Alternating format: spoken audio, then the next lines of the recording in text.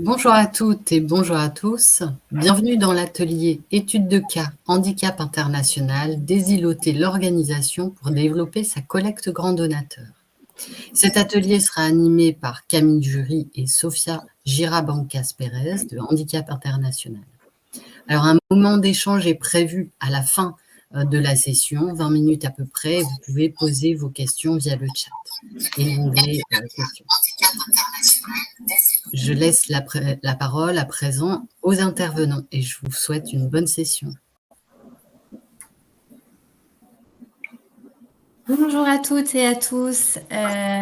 Sophia et moi, nous sommes ravis de participer à cet atelier sur les grands donateurs. On va commencer par se présenter. Donc moi, je suis Camille Jury, je suis responsable du développement des dons majeurs chez Handicap International et j'ai rejoint l'organisation il y a presque 4 ans. Bonjour à toutes et à tous. Moi, j'ai rejoint l'organisation il y a 2 ans et demi. Je suis basée à Paris, alors que le siège est à Lyon. Et avant de travailler chez Handicap International, j'ai travaillé pendant 10 ans en galerie d'art contemporain. Ensuite, j'ai eu une casquette plutôt sur du sponsoring avant de rejoindre l'intérêt général. On vous propose l'ordre du jour suivant pour notre atelier. On va commencer par vous dire quelques mots sur Handicap International, puis on fera un focus sur le changement d'organisation qui a opéré au sein de l'équipe Collect entre 2021 et 2022. Ensuite, on fera un petit focus sur pourquoi casser les silos dans l'organisation pour aller chercher des grands dons. Et ensuite, bien sûr, un point sur les résultats. Et donc, je laisse la parole à Sophia, qui va vous dire quelques mots sur Handicap International. Merci Camille. Vous connaissez peut-être déjà Handicap International. C'est une ONG qui a un petit peu plus de 40 ans et qui est connue surtout pour son travail initialement auprès de personnes handicapées, tout le travail de réadaptation, de prothèses, de kinésithérapie et de déminage. Et aujourd'hui, la mission sociale de HI, pardon, je vais dire plusieurs fois cet acronyme, s'est élargie pour agir et témoigner aux côtés des personnes handicapées et des populations vulnérables. Donc, plus uniquement les personnes handicapées, avec ces 2 piliers vraiment d'action sur le terrain, mais aussi de plaidoyer dans les instances internationales pour promouvoir le respect de leur dignité et leurs droits fondamentaux. Et on agit autant dans des situations d'urgence, donc que ce soit des catastrophes naturelles, les séismes qu'on a connus l'année dernière au Maroc, en Turquie, en Syrie, également des conflits armés, également dans des situations de post-urgence et plus globalement de développement. Notre objectif, c'est que chacun puisse vivre debout, donc au sens vraiment vertical du terme, mais aussi dans la dignité et le respect des droits. Aujourd'hui, le handicap concerne à peu près 15% de la population mondiale. 80% des personnes handicapées n'ont pas accès à un emploi et plus de 32 millions d'enfants ne vont pas à l'école. HI s'occupe autant du handicap physique, moteur, visible, mais aussi du handicap invisible. On développe de plus en plus des programmes de santé mentale et psychosociale. Donc voilà pour notre fameuse VMV. Et pour vous en dire un petit peu plus sur nos actions. Donc comme je vous le disais, on est surtout connu pour la partie appareillée et déminée que vous voyez sur la droite. Handicap International, donc c'est créé il y a 42 ans en Thaïlande, à la frontière avec le Cambodge, dans un camp de réfugiés. À peu près 160 000 Cambodgiens fuyaient les Khmers rouges et plus de 6 000 personnes étaient amputées. Donc à une poignée de praticiens à l'époque, des médecins, des kinés, des logisticiens qui étaient révoltés face à l'absence d'une offre de soins spécifiques pour les personnes amputées, ont commencé à les appareiller avec les matériaux trouvés sur place. Petit à petit, cet accompagnement s'est développé, puisque pouvoir se relever ne veut pas forcément dire redevenir acteur de sa vie, de sa communauté. Et donc aujourd'hui, on a vraiment un accompagnement à 360, autant sur de l'inclusion, dans l'éducation, dans l'accès à l'emploi, que dans le plaidoyer, que dans la prévention du handicap. Et aujourd'hui, donc, on est présent dans à peu près une soixantaine de pays, avec plus de 5000 collaborateurs dans le monde. On est à peu près 300-350 en France. On a également plusieurs associations nationales. Tous nos terrains d'intervention sont hors Europe et États-Unis, mais on a d'autres associations nationales en charge de la collecte et de la communication en Europe, en Angleterre, États-Unis, Canada. On a également une fondation, la Fondation Vivre Debout, et un institut d'éthique indépendant. Et ce travail de plaidoyer, on l'a pas commencé seul, on l'a commencé avec d'autres associations, avec une première victoire, celle de l'interdiction des mines antipersonnelles, puis des bombes à sous-munitions. Travail qui continue et qui est vraiment toujours d'actualité malheureusement. Donc voilà, de ce cœur de métier historique de la réadaptation et du déminage, jusqu'à un accompagnement global pour une autonomie à long terme. Merci. Le budget de HI est d'à peu près 254 millions d'euros en 2023, avec cette répartition, comme vous pouvez le voir, un tiers, 2 tiers entre les fonds publics et les fonds privés. Les fonds privés regroupent autant les dons du grand public, c'est à peu près 400 000 donateurs en tout, que ce qu'on appelle les grands mécènes chez HI, qui regroupent à la fois les philanthropes individuels, les testateurs, le mécénat d'entreprise, fondation d'entreprise, fondation familiale, et aussi du commerce solidaire. Le commerce solidaire qui est une activité que l'on fait uniquement en France. Et vous le voyez, la France contribue grandement aux revenus du réseau. C'est le berceau de HI, donc ça s'explique très facilement. Un petit peu la locomotive des 8 autres associations nationales de collecte que j'évoquais tout à l'heure. Merci Sophia pour cette introduction. Et donc maintenant que vous avez une idée un peu plus claire de ce que fait Handicap International sur le terrain et en matière de plaidoyer, on va faire un focus un peu plus important sur la collecte et particulièrement la collecte des dons majeurs chez Handicap International en France. Donc moi, j'ai rejoint Handicap International France début 2021. À l'époque, j'étais responsable des partenariats avec les entreprises et les fondations. Et donc, voici à quoi ressemblait mon équipe quand j'ai rejoint Handicap International France.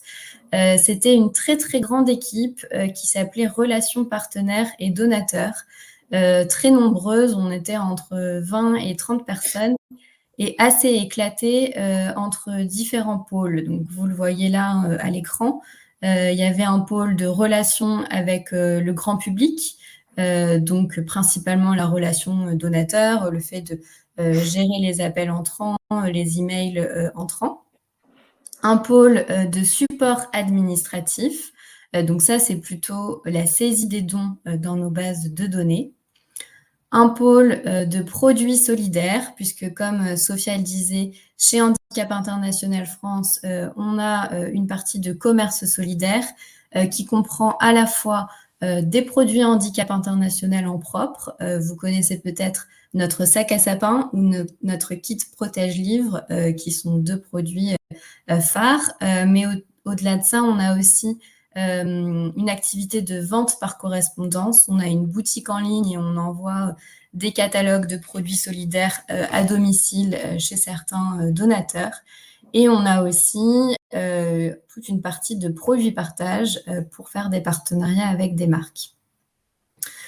Il y avait aussi un pôle de relations partenaires, donc c'est principalement les relations avec les entreprises et les fondations auxquelles j'étais rattachée, et un pôle qui s'appelait Bienfaiteur, qui réunissait une responsable philanthropie, un responsable des relations testateurs et grands donateurs. Le fait d'avoir autant de personnes et autant de pôles, c'était difficile de réunir toutes ces personnes autour d'objectifs communs. et la personne qui manageait cette équipe à l'époque, du coup, devait gérer ces 5 activités et n'était pas forcément spécialisée dans la collecte auprès des grands donateurs. Et un des effets aussi, c'est que il y avait un travail important en silo. Dans chacun de ces pôles, il y avait sur la partie produits solidaires, relations partenaires, bienfaiteurs, il y avait à peu près 2 ou 3 personnes par pôle, mais qui travaillaient beaucoup en concurrence puisque chaque pôle avait ses propres objectifs financiers. Et donc, il n'y avait pas forcément beaucoup de collaboration entre les pôles. Et quand il y avait, par exemple, une fondation familiale qui devait faire un don, et ça pouvait semer un peu la zizanie entre le pôle relations partenaires qui s'occupait des fondations et le pôle bienfaiteur qui s'occupait plutôt des donateurs individuels. L'année où je suis arrivée, ça a été une grosse année de réorganisation en général chez Handicap International France, et donc ça a touché notamment la partie de collecte des grands dons. Et à la fin de l'année 2021, on a créé une nouvelle équipe qui s'appelle l'équipe Major Giving, qui a réuni les 3 pôles que vous voyez en rouge sur la slide, donc le pôle produits solidaires, le pôle relations partenaires et le pôle bienfaiteur. Et j'ai eu le plaisir de devenir manager de cette équipe. L'objectif, c'était vraiment de créer du lien et des objectifs communs entre ces 3 pôles et de les fédérer autour d'un objectif clair, le fait vraiment de pouvoir réunir les expertises, de travailler en équipe pour aller favoriser la collecte de grands dons, quels qu'ils soient. Chez Handicap International, on considère qu'un grand don, c'est à partir de 10 000 €. Mais bien sûr, on va aller chercher des dons qui sont encore bien plus importants que ça. Et puis, les 2 pôles que vous voyez en gris, que sont-ils devenus? Alors, ils n'ont pas été supprimés, hein, c'est des équipes qui sont essentielles à la collecte de fonds, mais le pôle relations grand public a été relié à l'équipe mass marketing qui s'occupe de la collecte grand public, puisque la plus grande part des demandes qui émanaient de ce pôle venaient de ces donateurs grand public.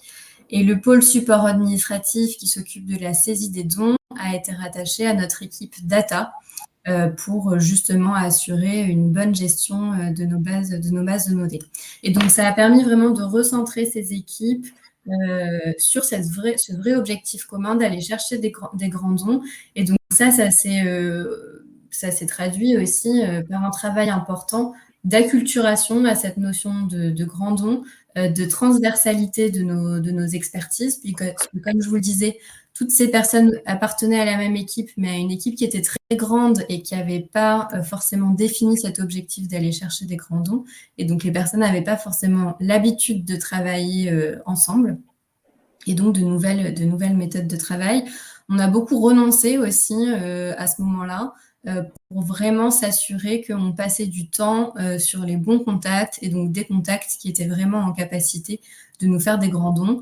Notre objectif, c'est vraiment ça et pas de multiplier les partenariats avec un plus grand nombre de partenaires possible. Aujourd'hui, cette équipe existe toujours. Elle est composée de 2 pôles. Un pôle de produits solidaires qui est resté vraiment fidèle à ce qu'il était auparavant, donc avec les produits solidaires de Handicap International, les produits partage et la vente par correspondance. Et donc, les produits partage, c'est vraiment ce qui va faire le lien avec le pôle grand mécène, qui est l'autre pôle, puisque ça implique déjà du mécénat d'entreprise et donc des liens avec les personnes qui vont travailler sur les entreprises dans le pôle grand mécène. Et donc, dans le pôle grand mécène, on va retrouver à la fois les partenariats entreprises, les partenariats avec les fondations, qu'elles soient des fondations d'entreprise ou des fondations familiales, les liens avec les philanthropes, mais aussi les relations testateurs. Ce qui va vraiment unir toutes ces personnes-là, c'est que contrairement à notre équipe mass marketing, notre particularité, c'est d'avoir vraiment un lien personnel avec tous ces interlocuteurs-là et d'aller nouer une relation personnalisée et sur mesure avec tous nos interlocuteurs pour pouvoir vraiment créer les conditions de mettre en place un projet philanthropique au profit de Handicap International. Cette équipe, elle réunit aujourd'hui une dizaine de personnes et on a vraiment des profils multi-expertise. Comme dans toute organisation et comme dans toute réorganisation, ça peut entraîner aussi un peu de turnover et de départ. Et donc, on a profité, entre guillemets, de ces départs et du fait de devoir remplacer les gens qui partaient par le fait de recruter des personnes qui avaient plusieurs casquettes. Et donc aujourd'hui, dans mon équipe, il y a des personnes comme Sophia qui s'occupent à la fois de partenariats avec des entreprises, avec des fondations et aussi avec des philanthropes. Et ça permet vraiment d'avoir un panel assez large d'expertise à mettre à disposition de nos interlocuteurs. On a aussi une personne, par exemple, qui s'occupe à la fois des relations avec les testateurs et des philanthropes, puisqu'on sait que parfois la frontière est mince entre un projet de grand don et un projet de transmission de patrimoine. Donc, toutes ces personnes ont appris à travailler ensemble. Chaque personne a son propre portefeuille de contact et fait appel à l'expertise des uns et des autres si jamais la personne n'a pas toutes les expertises nécessaires pour gérer son partenariat. Et on va vraiment aller privilégier plutôt la valeur des partenariats plutôt que le volume du nombre de partenariats et un vrai relationnel sur mesure, prendre le temps de connaître nos interlocuteurs et d'animer ces relations philanthropiques sur la durée. Sophia, je te passe la parole sur pourquoi casser les silos. Merci Camille. Comme tu le disais, effectivement, multicasquette, ça permet de pouvoir faire face à tout type de profil. Comme je disais avant, je travaillais en galerie d'art, en fait, ce qui me permettait d'être au contact de collectionneurs, donc de gens plutôt fortunés, ou d'institutions, de directeurs de musées pour faire rentrer les œuvres des artistes en collection. Donc sur un profil finalement assez proche du grand donateur, qui a besoin vraiment de réactivité, d'écoute, de sur-mesure. Et puis ensuite, l'expérience avec le sponsoring pour des événements, d'être plus au contact des entreprises. Aujourd'hui, nos grands donateurs chez Hachi, ça peut autant être un philanthrope qui est au bord d'une fondation, qui a créé sa fondation, qui est un PDG d'entreprise et un testateur potentiel. Et du coup, cette multicasquette permet de s'adapter au projet ou même d'accompagner ce projet quand il n'en est qu'aux prémices en fonction des envies, des besoins de la personne. Ça nous permet vraiment de développer nos compétences et nos connaissances dans tous ces domaines en partant d'abord de la personne que l'on a en face de soi, puisque parfois l'envie vient côté entreprise, mais on a aussi un don personnel en parallèle, ou l'inverse, et de créer des synergies aussi dans le but d'upgrader un don personnel, de le aussi transformer, pourquoi pas en partenariat entreprise, fondation, et que finalement toutes les envies, toutes les forces vives puissent converger vers un partenariat assez riche. Et de fait de désiloter entre ces différentes expertises permet vraiment ensemble de penser la meilleure stratégie pour un contact, avec une collègue qui s'occupait de la partie entreprise et notamment on a ce qu'on appelle le club 1000 des entreprises qu'on regroupe, qui font des petits dons mais qu'on regroupe pour arriver à ce palier minimum de 10 000 euros. Voilà, de dire là on est plutôt sur une entreprise familiale, une petite entreprise qui a envie de s'investir pour Handicap International, mais on voit bien que c'est la volonté du dirigeant. On va travailler ensemble pour voir qu'est-ce qui est le plus pertinent à proposer, qui va animer la relation, ou même on peut le faire ensemble. Et puis, si ce grand don personnel augmente aussi, de pouvoir prendre le relais sur la partie philanthrope. Donc vraiment de travailler en équipe aussi sur la stratégie d'approche, de fidélisation et d'upgrade d'un contact, que ce soit parce qu'il est rentré en mécénat d'entreprise, fondation ou par un côté plus individuel. Mais toujours faire en fonction de la personne que l'on a en face de nous. Et puis, c'est ce que vous connaissez et qu'on répète depuis hier, hein, c'est l'écoute et l'adaptabilité qui sont les règles d'or. Si on passe à la slide suivante, au-delà des avantages pour les donateurs, il y a vraiment de nombreux avantages aussi pour l'équipe. Alors déjà sur cet aspect de mutualisation des contacts, des cycles relationnels et des coûts, déjà sur les contacts, ça permet pour le MGO, le Major Giving Officer, le responsable Grando que nous sommes, d'avoir une vision 360 sur un contact et sur les différentes implications que peut avoir sa générosité. Ça permet une gestion plus simple, ça permet du coup de définir la stratégie la plus adaptée, de faire vraiment le meilleur sur mesure pour la personne que l'on a en face de nous. Ça permet aussi de faire plus facilement de la détection en base des donateurs qui donnent déjà, qui sont peut-être dans d'autres segments, généreux, bienfaiteurs. On a tous nos termes, les pépites qui, voilà, on sent bien qu'ils peuvent donner plus, qu'ils sont intéressés par la cause.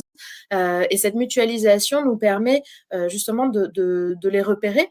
Par exemple, sur la différentes campagnes que peut faire le mass marketing, l'adresse email c'est bienfaiteur@hi et cet email en fait nous est renvoyé vers les chargés des grands mécènes, ce qui nous permet de voir quand des personnes que l'on ne connaît pas forcément, qui ne sont pas dans notre portefeuille grand mécène, mais qui ont une demande précise, une question, voilà, de voir qui est cette personne, quelles sont ses attentes, et peut-être de se dire à un moment, ça serait intéressant de la faire rentrer dans notre cycle relationnel grand donateur alors qu'elle n'y est pas.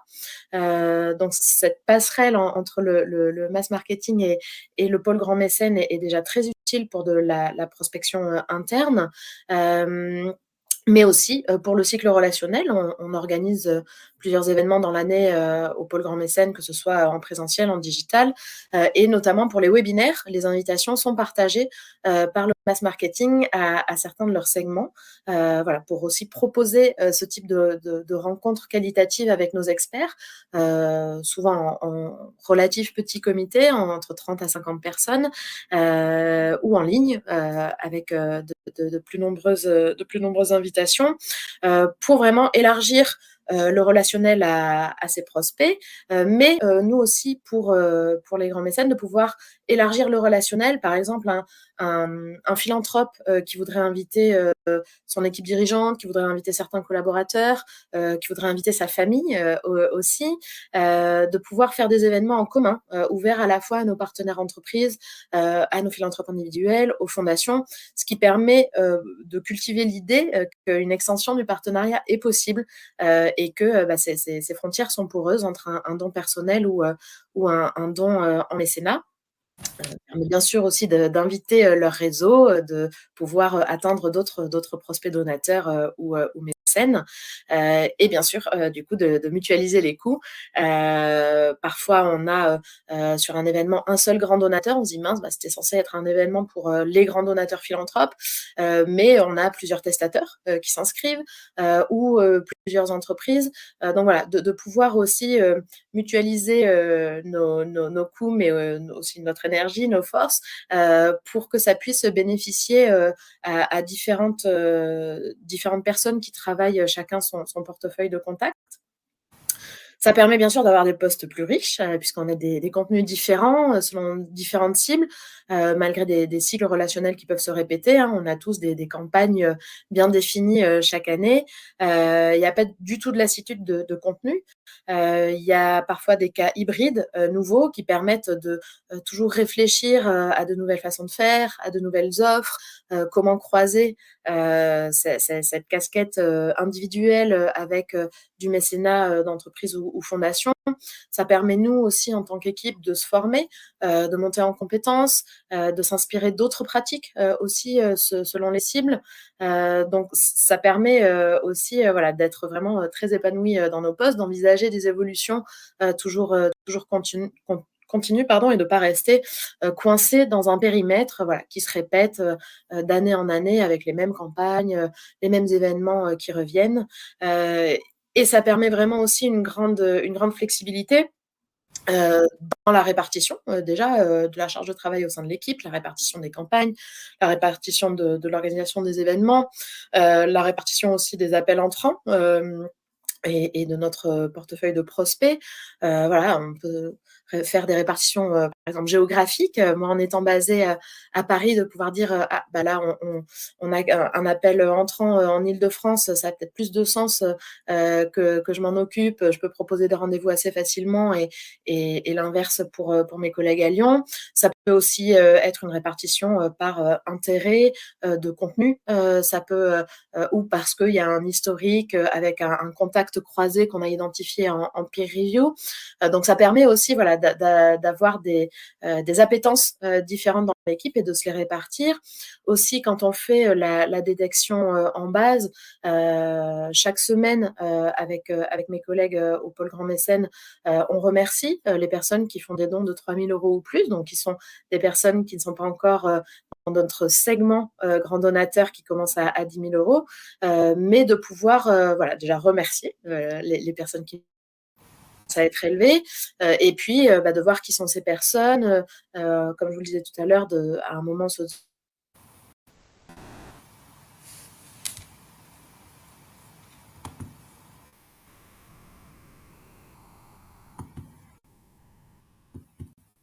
pardon.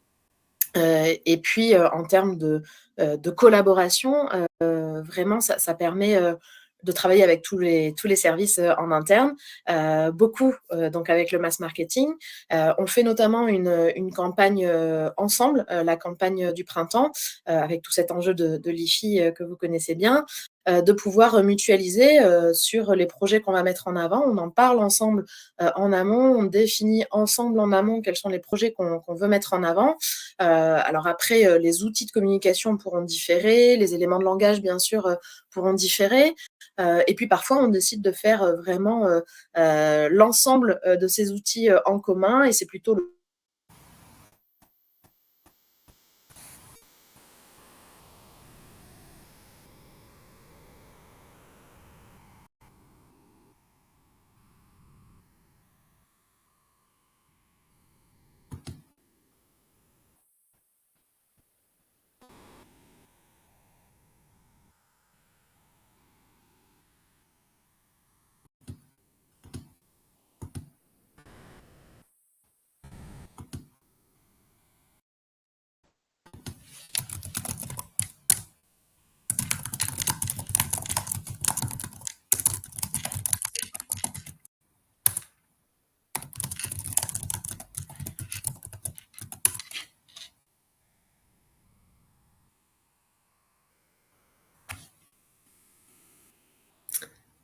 Alors, on a perdu Sophia. On va essayer de la faire revenir dans le back-office. Si vous pouvez réactiver son micro, ce serait super.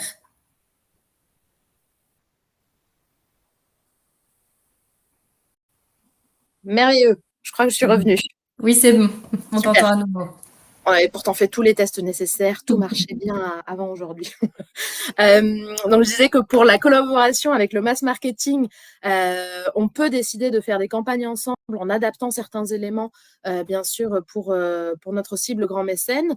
On l'a à peine évoqué, mais on a également une équipe libéralité, en plus de la personne au pôle grand mécène qui gère la relation testateur. On a ensuite les personnes qui s'occupent de l'après et qui sont juristes, qui sont spécialistes. Ça m'est arrivé de faire des rendez-vous avec des philanthropes ou des prospects philanthropes qui avaient des questions très techniques sur le leg, et donc de faire des rendez-vous avec une collègue pour pouvoir répondre à ces questions et donc pour pouvoir creuser ces demandes d'informations sur le leg. Ça permet aussi, bien sûr, quand il y a un entonnoir en termes de période, souvent en fin d'année assez chargée, de prendre le relais dans l'équipe, sur des relances téléphoniques ou sur d'autres sujets, de pouvoir aussi s'entraider ensemble sur le travail de nos contacts, le travail relationnel.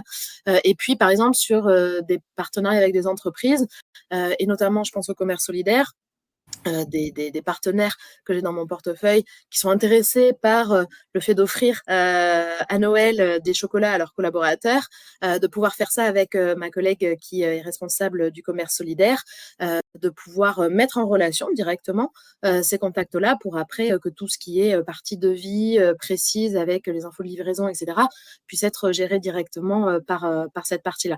Donc ça permet vraiment un travail transverse entre les équipes et un enrichissement vraiment très, très intéressant de nos missions.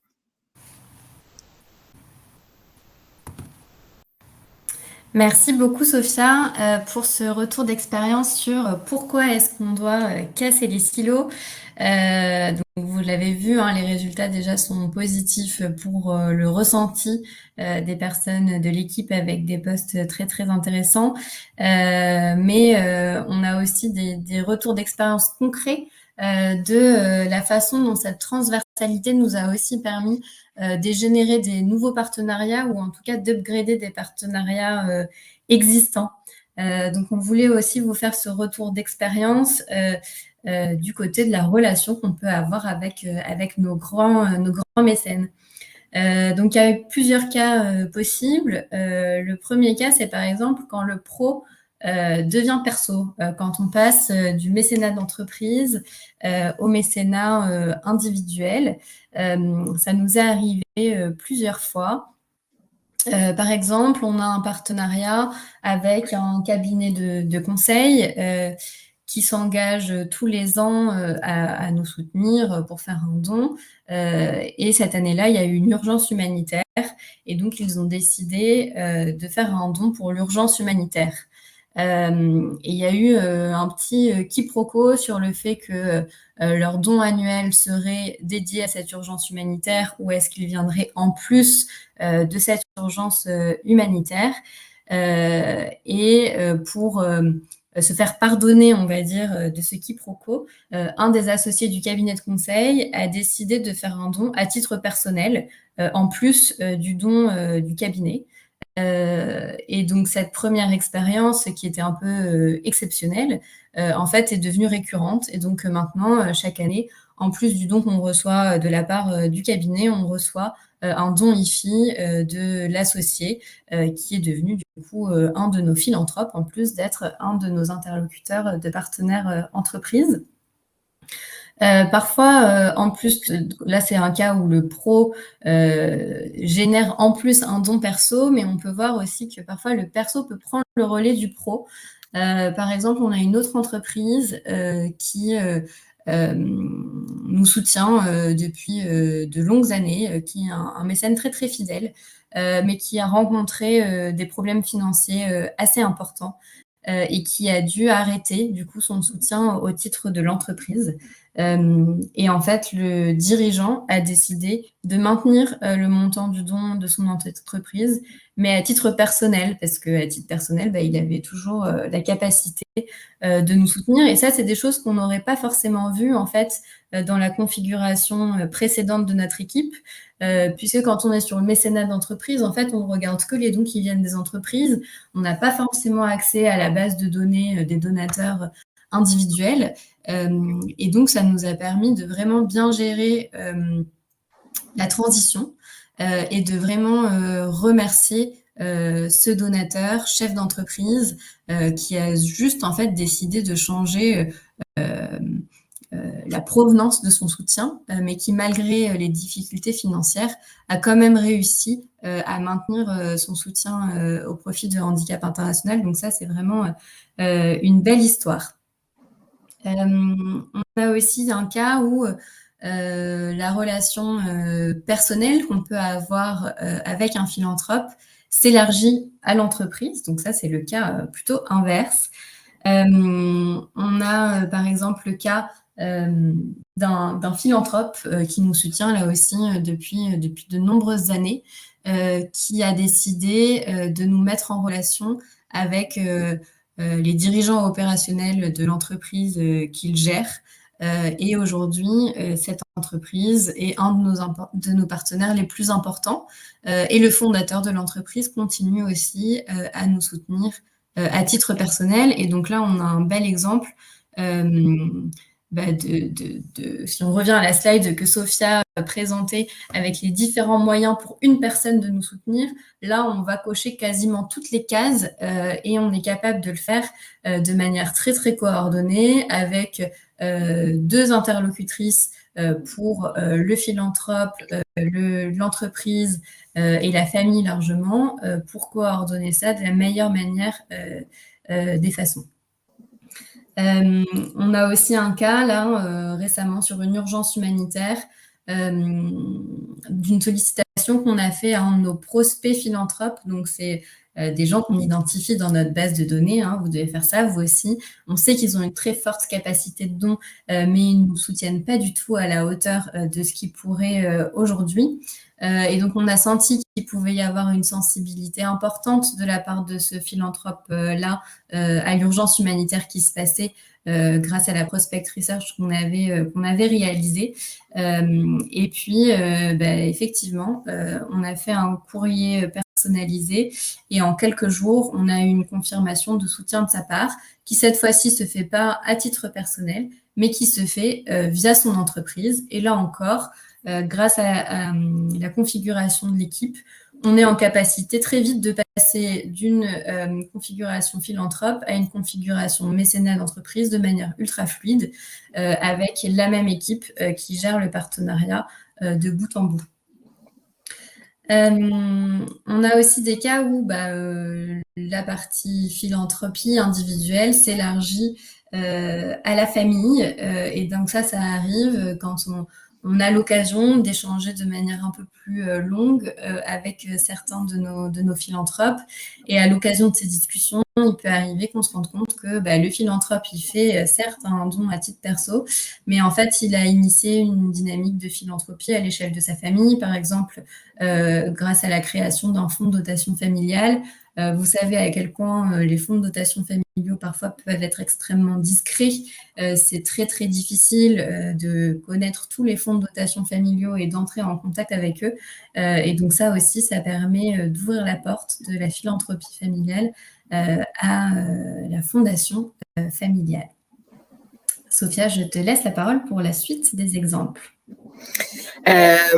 Pour ce qui est des testateurs ou des promettants, en tout cas, le fait que la personne qui gère plutôt ce type de contact ait aussi une casquette grand donateur permet bien sûr de faire la bascule qui paraît plus logique de philanthrope vers testateur, mais aussi quand l'inverse peut se produire, d'être en capacité de gérer cette demande.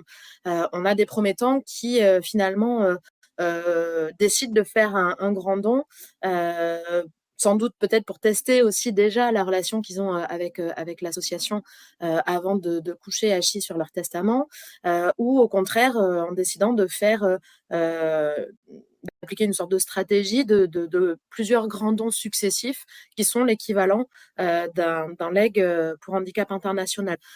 Donc là, ça permet vraiment d'accompagner la personne dans son projet de générosité de fin de vie, de s'adapter à des changements possibles et de l'accompagner vraiment sur mesure.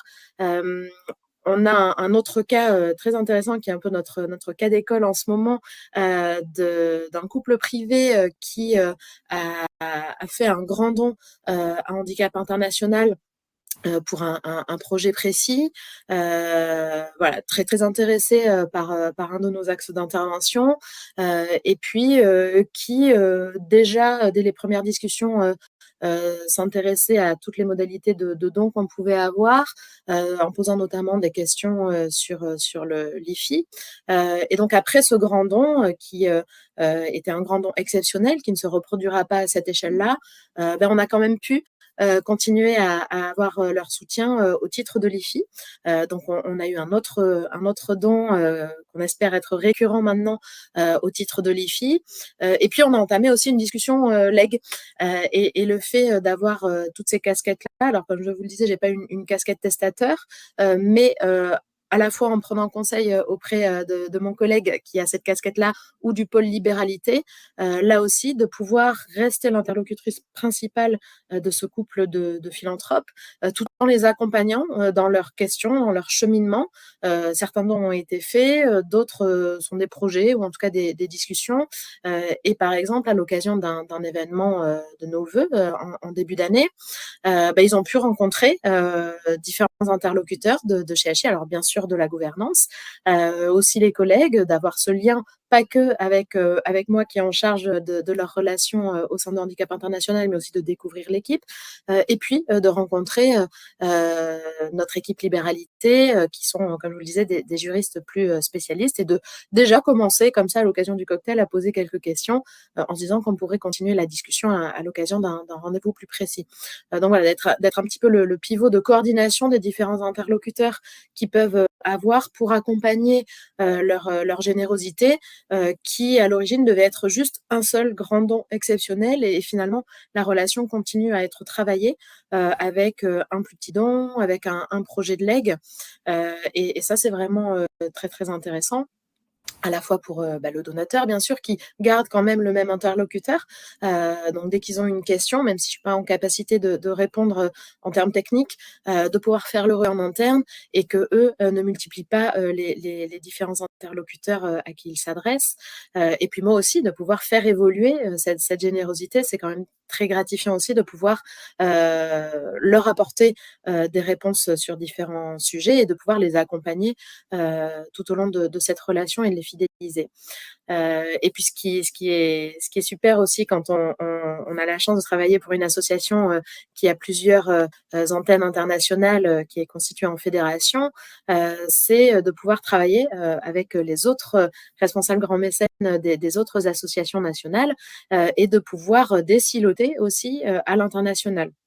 On a par exemple eu l'année dernière un très très grand don qui a été récolté en Suisse par une fondation, mais qui provient en fait d'un contact français qui était travaillé depuis plusieurs années, qui avait déjà fait des grands dons en France, et il se trouve que c'était plus pratique pour ce donateur, pour ce philanthrope, de pouvoir faire ce don en Suisse et de rencontrer aussi nos collègues en Suisse.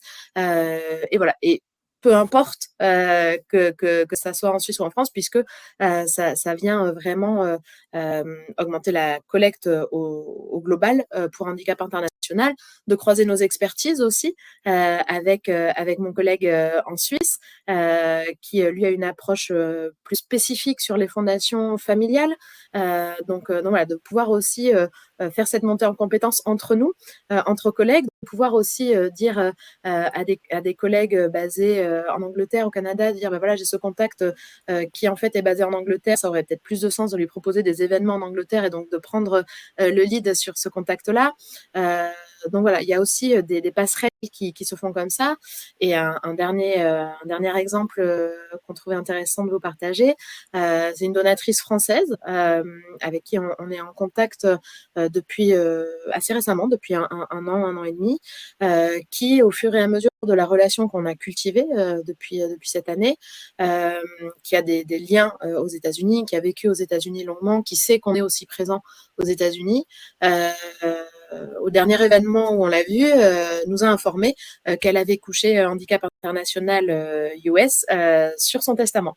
Donc là, ce sont les équipes américaines qui prennent le relais sur le côté leg, mais tout en gardant cette qualité de contact ici en France. Donc voilà, ça aussi, c'est vraiment quelque chose de très intéressant et qui peut être fait parce que tout ça a été désiloté, y compris à l'international. Merci Sophia. Et donc pour finir, quelques résultats chiffrés, parce qu'on sait pour nous, les fundraisers, l'argent, c'est quand même le nerf de la guerre, et donc c'était important de vous montrer, au-delà de ces retours d'expérience, que cette réorganisation, ce décilotage, ça paye, et on voit vraiment les résultats aussi dans nos résultats de collecte. Donc ce qu'on voit, c'est que depuis cette réorganisation, le nombre de dons majeurs, donc supérieurs à 10 000 € qu'on reçoit, a augmenté. On était plutôt autour de 40 par an autour de 2021 et on est passé plutôt autour de 50 depuis 2022. La part de la collecte provenant des grands mécènes dans la collecte privée a aussi augmenté. Elle était de 3% en 2021, elle est passée à 7% en 2022. Et si on met ensemble aussi le leg et le commerce solidaire, il représentait 1/5 de la collecte privée en 2021 et c'est passé plutôt à 1/4 en 2022. On a aussi obtenu un meilleur équilibre entre les dons de nos différents types de grands mécènes, donc entre les entreprises, les fondations et les philanthropes. C'est plus équilibré en termes de volume de dons et en termes de valeur de dons. Et donc ça, c'est aussi très, très important pour une organisation, surtout dans les contextes conjoncturels un peu compliqués comme aujourd'hui, de pouvoir vraiment diversifier notre collecte pour diversifier les risques. Et enfin, depuis cette réorganisation, on a eu plusieurs très grands dons, plusieurs grands dons supérieurs à 100 000 € qui ont été issus de ces synergies grâce à cette vision 360 des partenariats, grâce à la mise à disposition de différentes expertises pour un projet philanthropique global. On a vraiment vu que ça nous permettait de passer un cap en termes de collecte de grands dons. Voilà, il est temps de passer aux questions. Merci pour votre attention. Merci à toutes les deux. Donc, on a eu des questions dans le chat, donc je vais me faire la voix des personnes qui ont joué le jeu. On a pour l'instant 2 types de questions. La première, c'est vraiment par rapport à votre équipe et comment elle se compose, le périmètre des collaborateurs et leur profil également. Voilà, on a une question qui dit si je comprends bien, les personnes de l'équipe ne sont pas spécialisées, grando ou entreprises, mais font tout ou ont des portefeuilles spécifiques organisés autour de potentiels donateurs. Oui, pas de problème. J'ai remis la slide à l'écran. Donc, vous l'avez compris, dans cette équipe, on a 2 pôles, un pôle de produits solidaires et un pôle de grands mécènes. Le pôle dédié aux produits solidaires, il est composé de 3 personnes et c'est des personnes qui ont une formation plutôt commerciale, mais aussi comme on va vraiment gérer toute la production de nos produits en propre, on a vraiment aussi des compétences de logistique, de saisie de commandes, etc., etc. Donc ça, c'est 3 personnes qui travaillent dans ce pôle produits solidaires, avec une des 3 personnes qui va s'occuper particulièrement des produits partage et qui fait le pont avec la partie mécénat d'entreprise et le pôle grand mécène. Dans ce pôle grand mécène, on va ensuite trouver une personne qui va travailler à la fois sur la promotion, on va dire marketing du leg et sur les relations testateurs. Une deuxième personne qui s'occupe à la fois de relations testateurs et de relations grands donateurs et qui va du coup principalement prendre en charge nos philanthropes les plus âgés, en tout cas ceux qui ont la plus grande probabilité d'être amenés à faire un leg. On a 2 responsables mécénat et philanthropie seniors comme Sophia, qui vont gérer à la fois des partenariats d'entreprise, des fondations d'entreprise, des fondations familiales et des philanthropes individuels. Une personne basée à Paris, donc Sophia, et une personne basée à Lyon. Et on a une chargée de mécénat en charge des partenariats avec les entreprises et les fondations. Qui complète aussi cette équipe avec aussi des alternants et des stagiaires pour soutenir les efforts de l'équipe et moi qui suis manager pour coordonner ces différentes actions et permettre à l'équipe de travailler dans les meilleures conditions possibles et avec les meilleurs résultats possibles. Merci beaucoup. Donc, vous avez répondu aux 2 questions également sur le profil des personnes. Une autre question qui tourne plus autour de l'interaction avec les autres services. Pourriez-vous détailler la manière dont vous interagissez avec le mass marketing? Tu veux répondre, Sophia? Je peux commencer. Alors, on a des points réguliers déjà avec les équipes du mass marketing, notamment la personne en charge des middle do, pour avoir vraiment cette discussion en continu entre middle do et grand do. On a la personne aussi qui s'occupe de la fidélisation des donateurs grand public. Donc, on a ces points réguliers, on se parle régulièrement. Ensuite, on croise des informations régulièrement également, des invitations. Je vous parlais des invitations au webinaire quand le sujet, la cible convient aussi au mass marketing. Et puis sur les campagnes, on travaille beaucoup ensemble et notamment sur celle du printemps. Ça peut être définir ensemble en amont les projets qu'on va vouloir mettre en avant. Pardon pour cette campagne. C'est également sur la création des outils, des fiches projets, etc. de cette campagne. C'est aussi s'inspirer de leurs outils pour ensuite les adapter nous-mêmes. Que ce soit par exemple des cartes de vœux, que ce soit des dépliants qui sont envoyés aux parrains, marraines de certaines régions. Nous, on sait qu'on a des philanthropes ou des entreprises qui soutiennent ces régions ou un pays en particulier ou un axe en particulier, de se nourrir de leur contenu pour aussi nourrir notre fidélisation. On a aussi tout un travail que l'on fait ensemble. Le marketing nous aide dans l'interface avec la data, notamment pour tout ce qui est l'extraction de contacts. On est un peu moins aguerri qu'eux à ce type de méthodes et de compétences. Donc là aussi, ils prennent le temps de nous accompagner dans ces demandes d'extraction, dans ces traitements de données. Donc ça, c'est vraiment super. Et à l'inverse, nous, on leur fournit de la donnée pour que vraiment on puisse monitorer très précisément le passage des résultats de middle do à grand do, rationalisé par rapport aux coûts investis, aux efforts investis, aux équipes investies. Donc d'avoir aussi ce suivi granulaire très fin entre les services.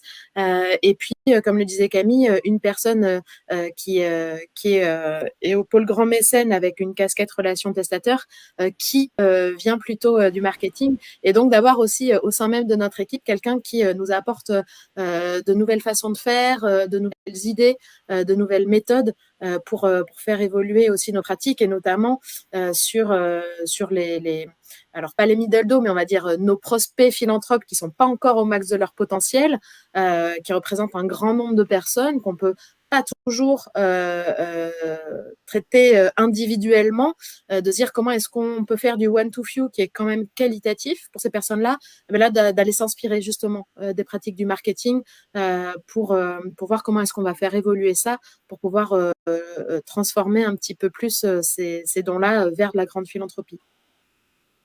Peut-être pour compléter, les liens entre le pôle grand mécène et le mass marketing est vraiment une condition de succès. J'ai parlé de cette réorganisation en faisant un focus vraiment important sur la manière dont on a désiloté au sein de notre équipe actuelle, mais il y a aussi un changement, on va dire, culturel dans cette réorganisation qui était de ne plus mettre en compétition le mass marketing et l'équipe philanthropie. Avant, ça pouvait créer des frustrations aussi quand l'équipe philanthropie allait récupérer les plus grands potentiels ou les plus grands dons dans les campagnes mass marketing, parce que ça faisait baisser les résultats de la campagne mass marketing. Maintenant, nous, on communique vraiment sur un objectif de collecte privée globale de l'organisation. Bien sûr, on arrive à le décliner sur des objectifs, on va dire, par service, mais ce qui va compter vraiment au final, c'est la collecte pour Handicap International France.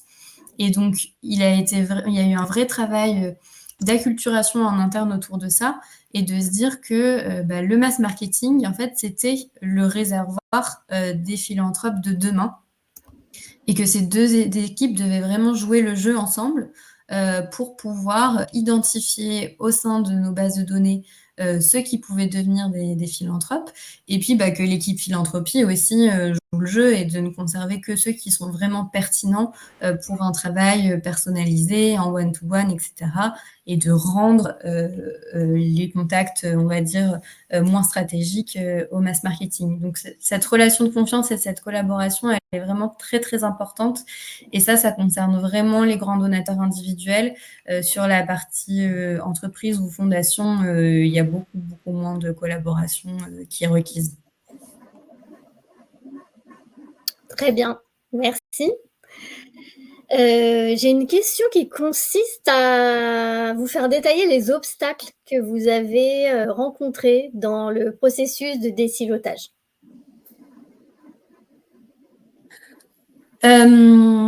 C'était quand même un grand changement d'organisation, hein, donc il y a certaines personnes de l'époque qui n'ont pas forcément compris cette réorganisation et qui se sont pas forcément retrouvées dans cet objectif d'aller forcément chercher des grands dons, notamment du côté des partenariats entreprises.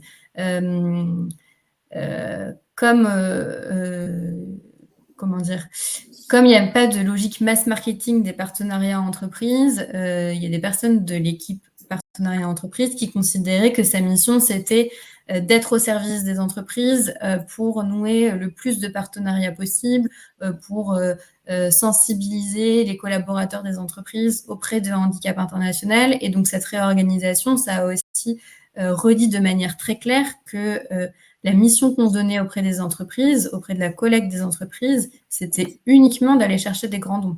C'était pas de sensibiliser les collaborateurs, c'était pas de présenter une liste la plus fournie possible de partenaires entreprises. Et donc ça peut être assez déstabilisant pour des personnes qui n'avaient pas forcément compris ça.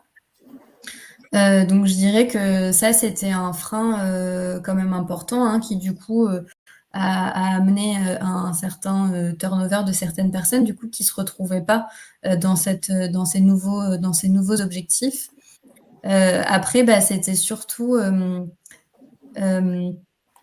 fait de créer de la transversalité, de la coordination auprès de personnes qui étaient dans la même équipe mais qui n'avaient pas l'habitude de travailler ensemble, et vraiment d'accompagner cette culture du changement. C'est pas forcément un frein, mais on va dire c'était le challenge le plus important, que de faire adhérer toutes les personnes de l'équipe à cette nouvelle manière de travailler et à ces nouveaux objectifs. Donc ça, c'était plutôt un enjeu, on va dire, managérial. Très bien.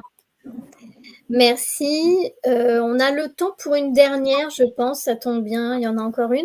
En fait, est-ce qu'il y avait des outils ou des méthodes spécifiques qui ont pu faciliter ce désilotage et la collaboration? Je pense que pour moi, une des clés de succès, c'était aussi d'ouvrir des postes qui avaient plusieurs expertises, comme le poste de Sophia. Parce que quand il y a une personne qui comprend qu'en fait, ses objectifs, c'est d'aller chercher des grands dons et qu'en fait, on s'en fiche de savoir s'il va venir d'un philanthrope ou d'une entreprise ou d'une fondation, ça va dans ce sens-là. Alors que si on n'est que sur des personnes qui ont une seule expertise, je pense que c'est difficile de faire comprendre ça. D'accord. Donc peut-être des procédures, des recrutements de personnes adaptées à cette nouvelle stratégie.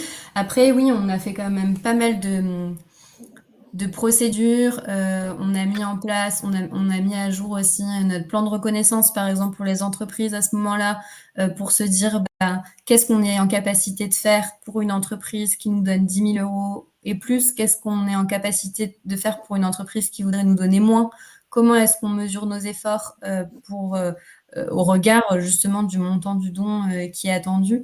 Donc j'avais créé à l'époque pas mal de process, de règles en fait, pour se dire quels sont les critères qu'on doit remplir en gros si on veut mettre en place un partenariat, et de se dire qu'en fait on peut renoncer et même on doit renoncer.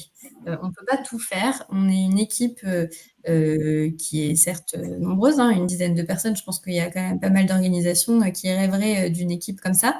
Mais au regard de nos objectifs, ça reste quand même peu. Et du coup, c'est très, très important de renoncer et de reprioriser et de se redire ce qu'on va chercher et de se donner les moyens de mettre en œuvre cette stratégie-là. Et peut-être pour compléter avec le marketing, ce qu'on a mis en place, au-delà du fait de se parler régulièrement, hein, ce qui est quand même déjà quelque chose d'important, c'est de se dire, voilà, chaque année, pour telle campagne, le marketing nous envoie une liste des 30, 60 meilleurs contacts à plus haut potentiel qu'on prend le temps, nous, de rappeler au MGO, en plus de notre portefeuille de contacts, pour les relancer, pour voir si ce sont des personnes qui peuvent devenir des prospects philanthropes. Et donc voilà, d'avoir mis ça en place, maintenant chaque année, on sait qu'on va recevoir ça, on l'intègre dans notre planning. Donc là aussi, c'est un outil spécifique de collaboration entre le marketing et les MGO qui a été mis en place. Très bien. Bon, merci beaucoup. Je crois que l'heure est venue de nous quitter. Merci à tous pour vos questions. Merci beaucoup Camille et Sophia pour les apports que vous avez faits ce matin. Donc, nous vous invitons tous à continuer la journée ensemble sur la suite du programme des conférences. Et vous avez dans le chat le lien pour donner votre avis, ce qui est très important pour nous, pour les intervenants et même pour vous, pour améliorer vos prochaines conférences. Merci beaucoup à tous. Au revoir. Merci pour l'invitation. Bonne journée. Bonne journée.